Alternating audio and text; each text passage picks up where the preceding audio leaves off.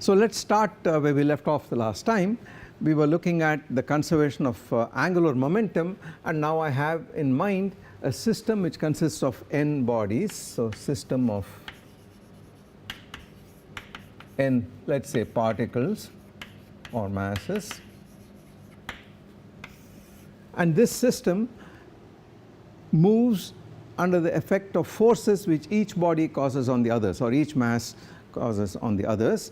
So we have a system of Newton's equations, which is dp1 over dt is F12 plus dot dot dot plus F1n, and so on all the way down to dpn over dt is Fn1 plus Fn2 and so on up to Fn minus 1. So here's the system of these n particles which are in interaction with each other due to some unspecified forces which are given by F12 right up to Fn comma n minus 1. Now we already saw that Fij was equal to minus Fji. This was the third law.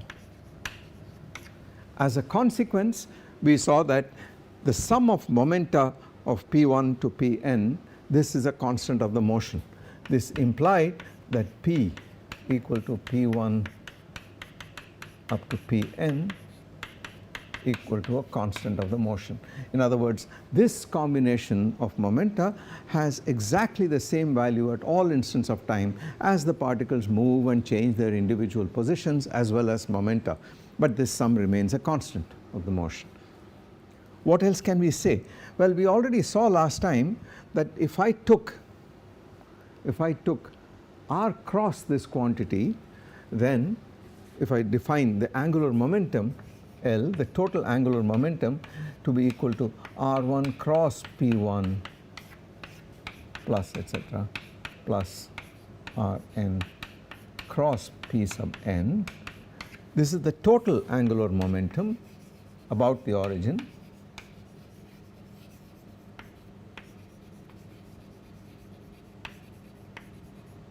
By definition, and I ask, how does that change as a function of time? Well, I would expect given no other information, that this too, if it's a closed system, not an interaction, no forces from anywhere else from outside acting on it, I would expect that this also will be a constant of the motion because there's no net torque on this system. But how do we prove this? Well, we need to compute its time derivative. So dl over dt equal to, and now dr1 over dt cross p1, which is 0 because dr1 by dt is the velocity of particle 1 and p1 is the mass times the velocity of particle 1. So that part is 0. The second part is r1 cross dp1 over dt. So this is equal to r1 cross dp1 over dt. Similarly, in the second term, the dr2 over dt cross p2 cancels and you are left with r2 cross dp2 over dt plus dot dot dot plus rn cross dpn over dt. In other words, the net change of angular momentum is the vector sum of the torques on particle 1, particle 2, particle n up there. But dp1 over dt is given by this quantity here. So let's put that in, and we have this is equal to r1 cross f12 plus r1 cross f13 plus etc. plus r1 cross f1n. That takes care of just this first term, plus, and we have to write this for all the terms, plus r2 cross f21 plus r2 cross f23 plus etc. and so on. we can write down all these terms. We don't need to write all of them down because we can see the pattern immediately. Let me write just one more term, and that's the next line, which is plus R3 cross F31 plus R3 cross F32 plus etc. and so on. But we know from Newton's third law that F21 is minus F12. So if I put that in, this becomes R1 minus R2 cross F12. So I can recombine this and write this whole thing as dl over dt equal to R1 minus R2 cross F12. So that takes care of this term as well as this term, using Newton's third law, which says F21 is minus F12 vectorially. I put the minus sign on this R2 and take out an F12, and here it is. Similarly, this along with this term together with this term becomes plus R1 minus R3 cross F13. Again, using the fact that F31 is minus F13. Similarly, each time you have one term here, you have another term with the opposite sign. So you also have terms like plus etc. And then you have plus R2 minus R3 cross F23 and so on. But you see, Newton's third law is applicable. One of the conditions is that the force between the two particles acts along the line joining them. So if you have particle I here and particle j here, then this line joining the two of them, the force acts in one of the directions. Fij may act in this fashion, Fji may act in this fashion, for instance, or the other way about, it does not matter, but it is along this vector, along this line.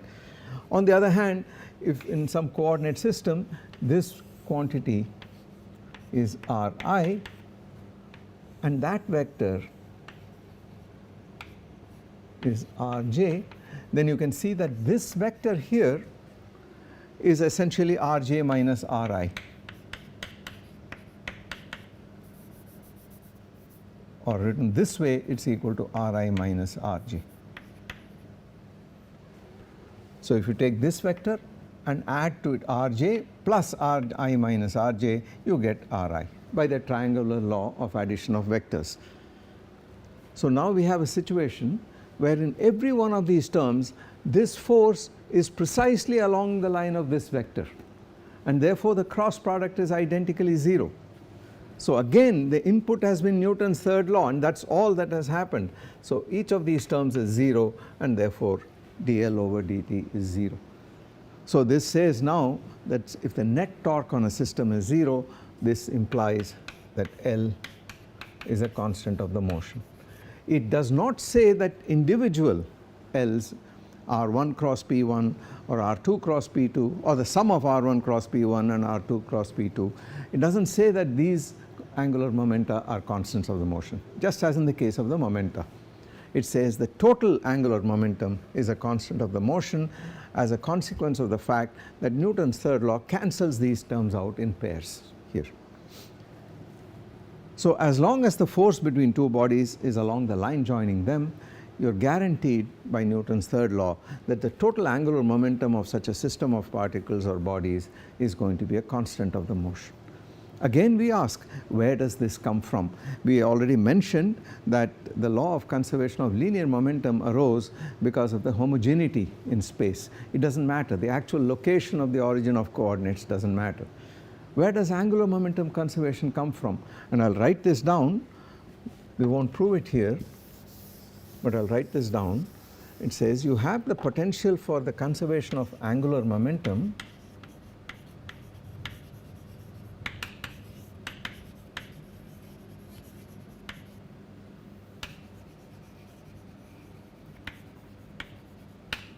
arises from from the fact that the properties of empty space are the same in all directions. Earlier we said space is homogeneous. In other words, the location didn't matter. The absolute location of the origin didn't matter. Now we are going one step further and saying space is three-dimensional and is isotropic, has the same properties in empty space in the absence of all matter and so on. It has no fields, nothing of the sort.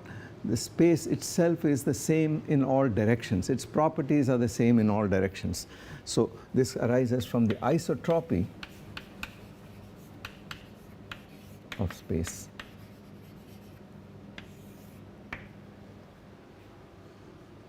That's the deep reason for the conservation of angular momentum when the circumstances are right. Once again, this can be broken. This principle can be broken. The conservation can be broken or violated once you violate the isotropy of space by having some field present. Exactly as in the case of the linear momentum, we will look again at the example of the projectile. So here's the projectile. I project it with some initial velocity and it takes a parabolic path and falls down here, and that's the origin of coordinates. Now the question is, what about the conservation of angular momentum of this projectile? The answer is it is certainly not conserved, because you can see that at the initial instant of time this was the momentum and that was the position. It happened that r was equal to 0 in that case, so L is equal to r cross p happens to be 0 initially, but when the particle is somewhere here, for instance, that's the direction of p, this is the direction of r in this direction, and r cross p goes into the board and it is not 0. So clearly r cross p is not conserved in this case, because the isotropy of space is broken. It is broken by the fact that this direction, the vertical direction, has a field in it, the horizontal direction does not have a field in it. So this property of space being exactly the same in all directions is no longer true. The moment you have a force of this kind, you have broken the isotropy of space, and therefore angular momentum is not conserved. It's only when you have this isotropy of empty space and your physical conditions don't break this isotropy that you have the conservation of angular momentum. In this problem itself, when I say space has exactly the same properties in all directions, and if you have a force in it which also has the same property, that it's the same in all directions and only depends on, say, the distance from some attracting center, then angular momentum is indeed conserved. And we know that in this case this is an approximation to the fact that you have the earth, which is supposed to be a sphere, and the laws of the force of gravitation at this point acts directly inwards. The force of gravitation at this point acts directly inwards, and in this case, if you take this to be the origin of coordinates, these field lines are all going to focus inwards towards the center of the earth, and the magnitude of this force does not depend on where you are on the surface, only on the distance you are from the center of the earth, and that's a radial distance which is purely the radial coordinate. In this case, the force of gravity is equal to g times the mass of the earth times the mass of your little body divided by r squared, where r is the distance to the center of the earth, multiplied by the unit radius vector r in the radial direction. So let's call it r squared, the distance from wherever you are to the center of the earth, with a minus sign to show that this radius vector, this force is opposite the radially outward vector, unit vector. There is no angular dependence. There is no dependence on the latitude and longitude in this case to this approximation of a perfectly spherical earth, and therefore this force here is radially directed inwards and depends only on r and not on the polar angle theta or on the azimuthal angle phi. It doesn't depend on those quantities.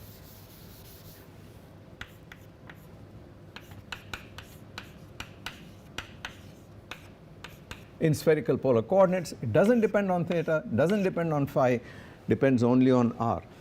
This sort of force directed towards the center of the earth or center of attraction is called a central force. Now a central force does not have any angular dependence at all, and therefore respects the fact that in all directions as far as the angles are concerned, there is no dependence, the force is exactly the same. Therefore, in such a situation, when this is the force on a body, you would expect the orbital angular momentum of that body about the center of attraction, about the origin of coordinates, to be a constant of the motion. And indeed we know that when a particle goes, for example, in an elliptic orbit around the Earth, we know that this quantity L is r cross p is a constant of the motion. It's only when you make this approximation of parallel field lines and there's a flat Earth and there's an origin here, and you look at the angular momentum about this origin, that you say that its x and y directions are not equivalent to each other, and therefore there is no angular momentum conservation. But in reality, if you look at the actual central force of the gravity due to the Earth, then indeed about the origin, about the center of the Earth, there is angular momentum conservation. It is true that as a particle moves in an elliptic orbit, its orbital angular momentum about the origin, about the center of attraction, which is at one of the foci of the ellipse, is a constant of the motion. Definitely, that's true. So one should understand the origin of these conservation principles. They arise ultimately from deep properties of space, linear momentum because of homogeneity of space, and angular momentum because of the isotropy of space under the right conditions. Now you could immediately ask the natural question, where does the conservation of energy come from? In those cases where it is applicable, where does this energy come from, conservation come from? The answer again is buried in an invariance principle, and I will state it in words but without any effort to prove it here. It's a good idea to know the reason why, even if you cannot prove it at a certain level. And the conservation of energy, I'll just erase this. Energy arises from, well, we've exhausted the isotropy of space, the equivalence of all directions in space, and we've exhausted the homogeneity of space. There's one more variable in dynamics, and that's time. So this arises from the homogeneity of time. When you have rules of evolution or rules of change or equations of motion which do not depend on the absolute origin of time but are exactly the same even if you shifted the zero of your clock arbitrarily, then you have the potential for the conservation of energy in suitable conditions, under suitable conditions, exactly as in the case of the other conservation principles. So again, I want to emphasize that these are deep principles and properties. These arise from deep properties of space and time themselves, and when those properties are refined further, then there are suitable modifications to these principles, or they apply under more general conditions and so on. But ultimately, these conservation principles arise from the fact that the equations of motion do not change if you make certain transformations on the coordinates, on the variables, space and time variables, provided you have the invariance already built in, provided you have the fact that in the case of conservation of energy, for example, if you do not have explicitly time-dependent rules of evolution for these variables, then it doesn't matter when you start the zero of time, the origin of time. And in that sense, the homogeneity of time can lead to the conservation of energy. We'll see what the consequences of these conservation principles are, because we need a good application for this. And a very good place to look for an application is a problem that's actually very complicated, but which can be made simple as far as practical considerations are involved. It can be made simple by applying conservation principles. And I have in mind the standard problem of the collision of two bodies. To start with, let's look at just two bodies. That's the simplest case. So we have some hard mass here, some mass m1, and it's moving along and it collides with a mass m2. And after the collision, these two particles go off. So we have in mind a situation where the two particles, it's most convenient to think of them as particles, would undergo an elastic collision in the sense that there's no loss of energy or anything like that. The total initial kinetic energy is equal to the total final kinetic energy. But what actually happens in the collision process is very complicated. We don't worry about it. It happens very quickly, but what we do is to say that, all right, here's some region in which the particles collide. One particle goes in with some momentum m1, with some momentum p1, and m2 with some momentum p2. They collide, bounce off each other, and out go two more particles out here. So this is m2 with a new momentum p2 prime, and this here m1 with some momentum p1 prime. That's the standard collision problem. And we ask the following question: given p1 and p2, and of course the masses m1 and m2, can we say what p1 prime and p2 prime are going to be without knowing very much about what's going on inside this region of interaction? In a very short time there's a little collision, and then for some reason they collide and they scatter out due to some complicated interaction, and they move on their way, and afterwards there's no force on them. So by the first law, p1 is constant till the interaction occurs, as is p2, and then after the interaction p1 prime and p2 prime remain so forever. In other words, the particles move in straight lines with the final momenta. So the question is, can we discover what these quantities are given these two quantities based on conservation principles? This is the problem of collision kinematics, or two-body scattering. Scattering is another word for collisions. Can we discover this at all? Well, as always, we should look at a simple case. So let's first look at the case where these particles collide and separate in the same line.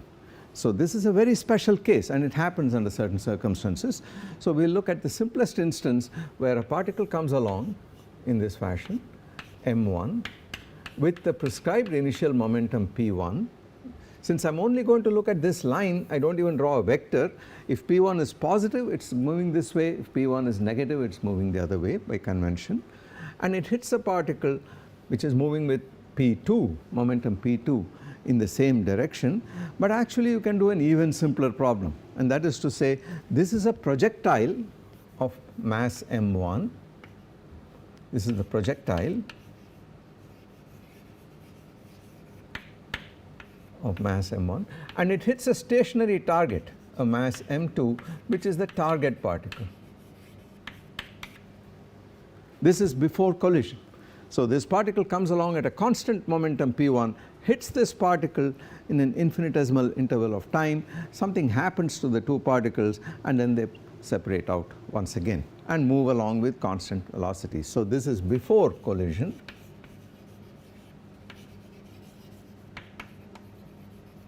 And after collision, since we have assumed it to be in the same direction, this was the initial direction. After collision, in general you would expect this particle 1 would bounce back and transfer some of its energy to m2, which would move out there. So let's call this m1 p1 prime, and the other particle goes this way, and that's m2 p2 prime. So what we have done is to set p2 equal to 0 without loss of generality. The target is stationary in the laboratory frame, and the projectile comes along, hits it, and then they separate out here. Now if p1 prime is negative, it's moving this way, but it's conceivable that if you have a very heavy particle coming along, it will push this and both will move in the forward direction. It doesn't matter. It doesn't matter. We can consider both cases in one shot. So the sign of p1 prime will determine whether it's moving backwards or moving forwards. And p2 prime you of course expect on physical grounds intuitively to move forwards and not backwards, because there's no initial momentum in this direction at all. Okay. Now how are we going to solve this problem? We use Newton's third law, which says the rate of change of momentum is equal to the force on the body, right? Therefore, we know that the force exerted by particle 1 on particle 2 is minus the force exerted by particle 2 on particle 1. Therefore, we know that the change of momentum, we know that p1 prime minus p1, that's the change of momentum of the first particle. The change of momentum of the second particle is just p2 prime minus 0, so it's just p2 prime, and we know that p1 prime minus p1 times delta t, the time of collision here, this is equal to, so rate of change, so let us say over delta t, does not matter in that case, over delta t is equal to the rate of change of momentum here, p2 prime minus 0 divided by delta t with a minus sign, because we know that F12 equal to minus F21. This is F12, the force due to 2 on 1 is the change of momentum, rate of change of its momentum, and the other guy is this out here. Okay. So the delta t's cancel out in this problem, and this will immediately imply that P1 is equal to P1 prime plus P2 prime. So the total momentum before the collision is equal to the total momentum after the collision, the algebraic sum on either side. This is conservation of linear momentum. So in future, I am not going to go through this argument about Newton's third law. I am going to write the conservation of momentum down automatically, because you can easily convince yourself very trivially that even if P2 had not been 0 but had been some value on the same line, it won't matter. You would get P2 prime minus P2 here, and this would become P1 plus P2 is P1 prime plus P2 prime, and momentum is conserved. So henceforth we will simply write down momentum conservation in such situations without going through the argument involving Newton's third law. But you must remember that it comes from this argument, and it is independent of the actual details of the force, because the assumption is the force acts for an infinitesimal time delta t, and after that these are free particles moving according to Newton's first law. That is all that is important. And the third law has been built in, has been put in. In writing this step, the second law has been built in. And in saying that they move freely after the collision in straight lines with given momenta is the first law once again. So all the laws of motion have been put in understanding this collision problem. Now we are going to use this principle, and we are going to use this principle, the conservation of energy, because we haven't written down that yet, in order to solve this problem. And what do we need to solve? Given P1, to find P1 prime and P2 prime.